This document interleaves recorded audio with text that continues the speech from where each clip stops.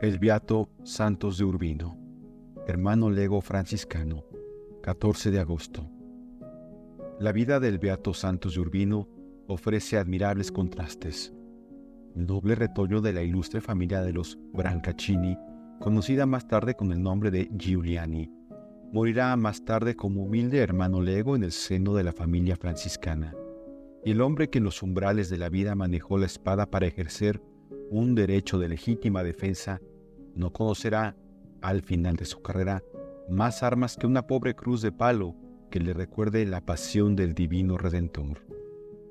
Nació en el pueblo de Montefabri, diócesis de Urbino, en Italia. Ilustre por su sangre, no lo fue menos por la piedad e inocencia de costumbres, a la par que por su inteligencia despejada y por los rápidos progresos que hizo en las ciencias y en las artes humanas. Sintió especial atractivo por la carrera de las armas y se prometía brillante porvenir, cuando quiso Dios que cambiara radicalmente de idea y de género de vida. Teníale destinado un lugar humanamente más humilde, pero de realidades mucho más espléndidas: la vocación religiosa.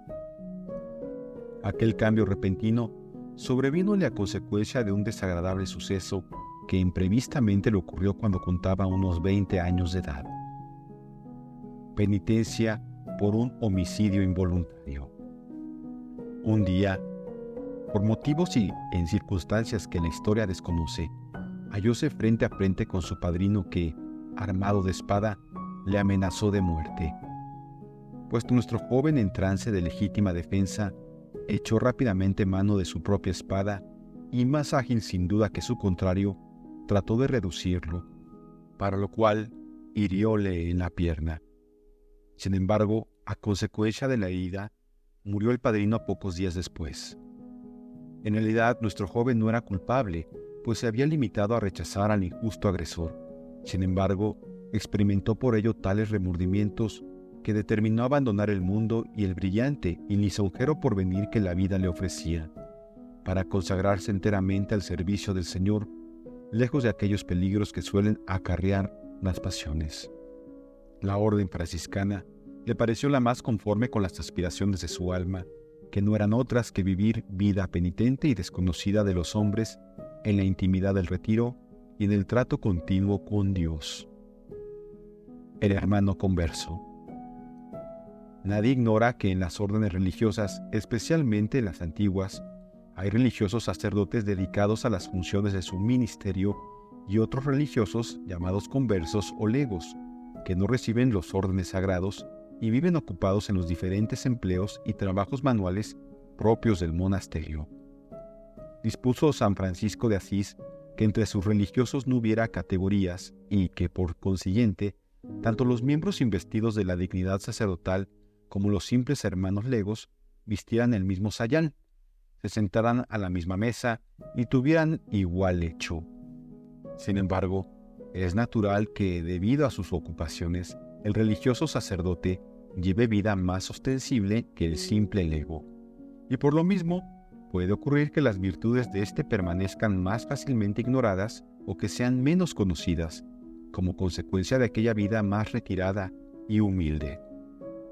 Esto era cabalmente lo que deseaba Santos, y a pesar de la nobleza de su familia y haciendo caso omiso de los estudios cursados y de los conocimientos adquiridos, pidió y obtuvo ser admitido en calidad de hermano lego. Pensaba valerse de la humildad de aquella vida para realizar los anhelos de santidad que el Señor le infundía. Temía el peligro de lo exterior y por nada del mundo hubiera dejado la seguridad que a sus inquietudes espirituales ofrecía aquel retraimiento conventual. Ardientes deseos de austeridad. Al hablar del hermano Santos, nos dicen sus historiadores que desde los comienzos se distinguió por su santísima vida y que muy presto adelantó en perfección a los más fervorosos. Se ha dicho que ayunar a pan y agua es llevar la penitencia al último grado. Pues bien, Santos fue más lejos, si cabe, ya que pasó largos años sin probar un bocado de pan, contentándose con tomar algunas legumbres y frutas en la cantidad absolutamente indispensable para conservar la existencia. Llevado de los ardientes deseos de austeridad que llenaban su alma, suplicó a Dios que le hiciera sentir vivos dolores en su cuerpo y en el preciso lugar en que había herido a su adversario, el recuerdo de cuya muerte no se apartaba de su memoria.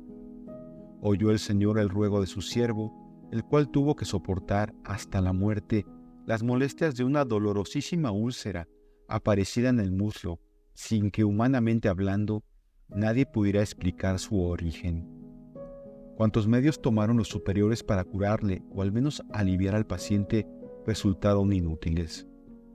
5 siglos han pasado desde entonces y todavía puede observarse en el cuerpo incorrupto del siervo de Dios la señal de aquella llaga que fue para él señal pesadísima, pero muy gloriosa y amada cruz.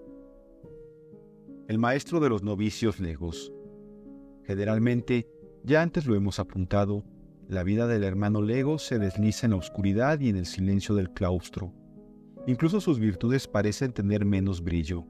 Sin embargo, Dios quiere a veces colocar la luz sobre el candelero a fin de que su fulgor irradie a todas partes, y fue de su divino beneplácito hacerlo así con Fray Santos, cuya magnitud espiritual no podía pasar fácilmente inadvertida.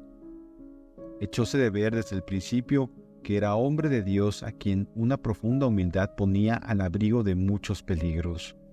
Considerándole sus superiores con sólida virtud y suficiente capacidad, no quisieron reparar en la costumbre hasta allí seguida de no conferir cargos a los simples hermanos, y le confiaron la difícil misión de formar en la vida y costumbres religiosas a los postulantes legos en carácter de maestro. Así como la verdadera sencillez rehúsa humildemente los cargos, dice San Francisco de Sales, la verdadera humildad los ejerce sin jactancia. Esta sentencia del santo obispo de Ginebra tuvo exacta realidad en la persona de Fray Santos.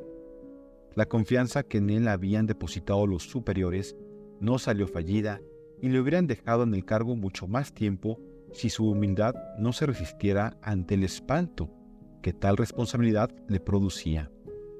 Suplicó pues encarecidamente a los que le habían impuesto aquella obligación le aliviaran de ella y la depositaran en otros hombros más fuertes y robustos, ya que él quería trabajar en oficios más adecuados a su condición y a la vida de oración y silencio que, guiado por luz superior, había venido a buscar en el claustro. Un cocinero prodigioso. Pocos pormenores de la vida del beato nos dan sus biógrafos, aunque nos lo muestran empleado en el humilde oficio de cocinero. Sin reparar en trabajos y fatigas, entregóse Santos de lleno a su ocupación, convencido de que trabajar es rezar, como afirma el doctor seráfico San Buenaventura. Por lo demás, los trabajos manuales no le impedían el ejercicio de la oración, y su gran espíritu de fe le ayudaba a sobrenaturalizar todas las obras. Esta intensa vida espiritual constituía el secreto de los favores que recibía de Dios.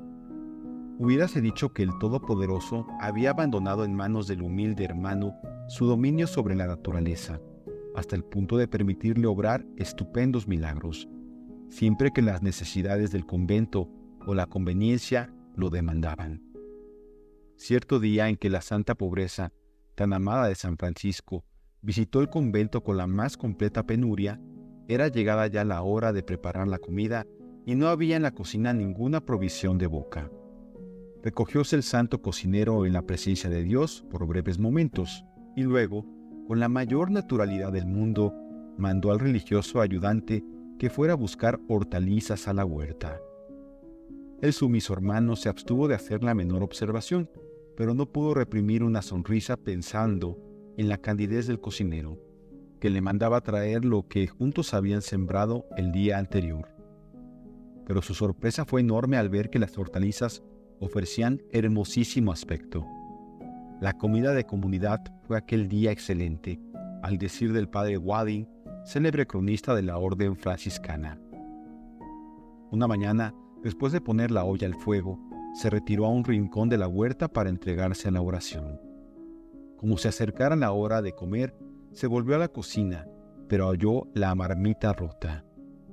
Puesto de rodillas, suplicó al Señor le socorriera en aquel aprieto.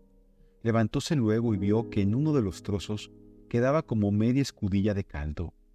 Solo aquel que en el desierto sació el hambre de 5,000 personas con 5 panes y 2 peces, puede decirnos cómo pudieron alimentarse, con caldo, los 18 religiosos y varios forasteros que fueron comensales aquel día. Sus devociones favoritas. Dice el breviario romano seráfico el día 14 de agosto que el siervo de Dios honraba con culto particular a la Santísima Virgen. Siempre ha sido la devoción a María Santísima una tradición en la orden franciscana. Su amor más intenso, se ha dicho de San Francisco, después del profesado Nuestro Señor, era para su benditísima madre. Como él solía decir, del Dios de majestad, la Virgen ha hecho nuestro hermano. La había constituido patrona de la orden y a medida que avanzaba en edad, aumentaba en deseos de ver a sus religiosos protegidos por el cariñoso manto de la celestial madre. No menor era la devoción del seráfico padre a la pasión del Salvador. A su ejemplo, su fiel discípulo Fray Santos meditaba asiduamente los sufrimientos del hombre Dios, y en esa meditación profunda encontraba los medios de crecer en el amor divino con extraordinario aprovechamiento. Su amor a la Sagrada Eucaristía. Nuestro beato honraba también de un modo especial a la Sagrada Eucaristía, centro donde convergen los amores de todos los santos. A ello contribuyó no poco el ejemplo de su fundador, el estigmatizado de Albernia, gran amante e inflamado apóstol del Dios sacramentado. No le fue dado al humilde lego permanecer al pie de los altares largos ratos, como puede hacerlo, por regla general, el religioso sacerdote con la celebración y administración de los sacrosantos misterios. Ni siquiera el acercarse a ellos, con la frecuencia de otros legos, por ejemplo, el sacristán. Antes, al contrario, ¿cuántas veces, con gran dolor de su alma, tuvo que alejarse del santuario durante la celebración de algún oficio? ¿Cuántas otras hubiera prolongado sus adoraciones profundas y fervientes plegarias de no habérselo impedido la voz del deber que le llamaba a otra parte? Pero la obediencia era para él expresión de la voluntad de Dios y acudía gozoso doquiera el deber le esperaba. Mas si su cuerpo se alejaba del sagrario, su corazón no se apartaba de allí ni interrumpía los amorosos coloquios con el divino prisionero. Dios recompensó aquella obediencia y sacrificio con favores maravillosos, tales como el siguiente. Era un día de fiesta. Celebrábase en la iglesia del convento una misa solemne, pero retenido en la cocina para el servicio de la comunidad, no podía Fray Santos contemplar la pompa y magnificencia de las ceremonias ni repetir sus coloquios con el Señor, que iba a descender de nuevo al altar. Sin embargo, el recuerdo de la deidad 3 veces santa le acompañaba en medio de sus quehaceres. Súbitamente oye el tañido de la campanilla que anuncia el solemne momento de la elevación. Postrase enseguida vuelto del lado del altar y adora. Mas, oh prodigio, en aquel instante entreábrense las paredes y puede ver en las manos del celebrante la sagrada hostia, imán de sus amores. La visión no duró mucho, pero fue lo suficiente para inundar el alma del cocinero de consuelos inefables. El lobo que acarrea leña. No siempre tuvo que responder Fray Santos de los trabajos de la cocina, sino que fue empleado en otros menesteres. Durante un tiempo había sido encargado de proveer de leña al convento, y para transportarla desde las casas de los bienhechores o desde el bosque tenía a su disposición un borriquillo. En cierta ocasión, al declinar de la tarde, dejó la acémila al raso, pues se presentaba una noche tranquila y serena, y además tenía que volver al bosque muy de mañana para proseguir su trabajo. Acudió en efecto a primera hora conforme a sus propósitos, pero en vez del borrico se encontró con un lobo que acababa de darle muerte y se refosilaba devorando satisfecho los despojos de su víctima. Huyó la fiera a la vista del hermano, pero éste la llamó como si de un ser racional se tratara. Recriminóle el perjuicio y daño que ocasionaba a la comunidad, le puso el ronzal al cuello, cargó sobre sus lomos la leña y se la hizo llevar al convento. Dícese que el lobo, más o menos domesticado, siguió en adelante prestando buenos servicios a los religiosos. Caso muy semejante a otros varios de santos. Un cerezo con fruto en invierno.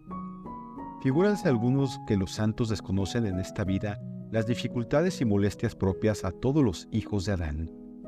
Los santos no se ven exentos de los dolores, enfermedades y demás pruebas que pesan sobre todos los mortales, pero saben soportarlas con paciencia y por amor de Dios, y así, sobrenaturalizadas, se les tornan más llevaderas y acaban por amarlas y abrazarlas cual si de verdaderos regalos se tratase. El mismo cronista, Padre Wading, nos muestra a Fray Santos en el crisol del sufrimiento. Ya hemos visto con qué espíritu de sacrificio soportaba la misteriosa llaga del muslo. En otra circunstancia, y solo cediendo a los ardores de la fiebre, tuvo que guardar cama muy a pesar suyo. Sentía, además, extremada inapetencia. En tan triste situación manifestó sencillamente al enfermero que quizás comiendo cerezas muy maduras se apagaría la ardiente sed que le devoraba. En consecuencia le rogaba que le procurase algunas que le sería fácil encontrar en el mismo convento. Advirtióle el enfermero que en aquella época era de todo punto imposible acceder a su demanda.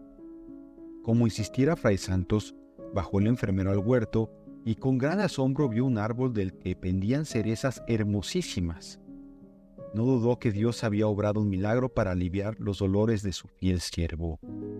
Añade Wading que, para perpetuar el recuerdo de ese prodigio, los religiosos que fueron testigos de él pusieron en un frasco algunas de aquellas frutas y las guardaron por espacio de largos años. Preciosa muerte.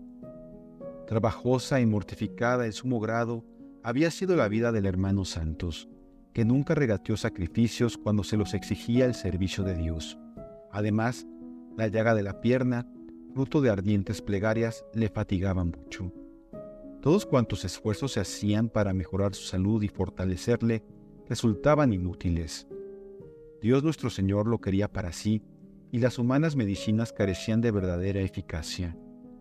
Fue, pues, debilitándose gradualmente hasta sentirse agotado.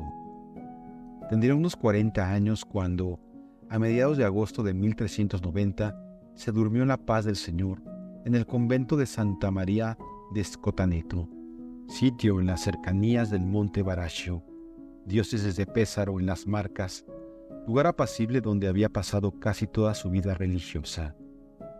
A pesar de la fama y general reputación de santidad de que gozaba mientras vivió, fue inhumado, después de muerto, en el cementerio común de los religiosos. Un lirio sobre su tumba.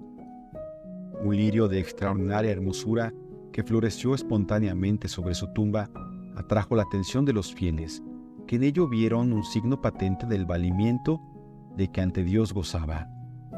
Muchos recurrieron a su intercesión y experimentaron muy pronto los efectos de su poder y patrocinio. Ante pruebas de santidad tan manifiestas, preparóse un sepulcro de piedra junto al altar dedicado a la Natividad de Nuestra Señora en la iglesia del convento, para llevar el cuerpo allí. Cuando se quiso trasladar a dicho sepulcro el santo cadáver, hallaron que estaba intacto y sin la menor traza de corrupción. Este hecho sorprendente sirvió para acrecentar la devoción popular al bendito lego, y Dios recompensó la confianza de los fieles, obrando por intercesión de su siervo innumerables prodigios que hicieron del sepulcro lugar de piadosa romería. Otros milagros. El cuerpo del Beato Santos de Urbino se conserva todavía incorrupto y tan flexible que aún después de más de 5 siglos se pueden mover fácilmente sus miembros para revestirlo de ropas nuevas. Consérvanse en su tumba 2 botellas que contienen bálsamo del que servía para aliviar a nuestro santo. Hay además una cruz de madera, por él mismo labrada y enriquecida con preciosas reliquias, un trozo de cilicio con el que afligía sus carnes y una estera que le servía de lecho. Seríamos excesivamente prolijos si nos pusiésemos a contar sus milagros. Solo referiremos 2 que relatan los historiadores franciscanos sin entrar en pormenores. Una pobre mujer recibió de un caballo fogoso tan tremenda cosa en la cara que quedó tendida en el camino como muerta. Sus parientes, que acudieron presto a socorrerla, invocaron confiados a Fray Santos, y la mujer se levantó completamente curada y sin rastro de la herida. El segundo milagro lo realizó a favor de un pobre hombre que padecía fortísimos dolores de cabeza. Había perdido un ojo y corría peligro de perder el otro.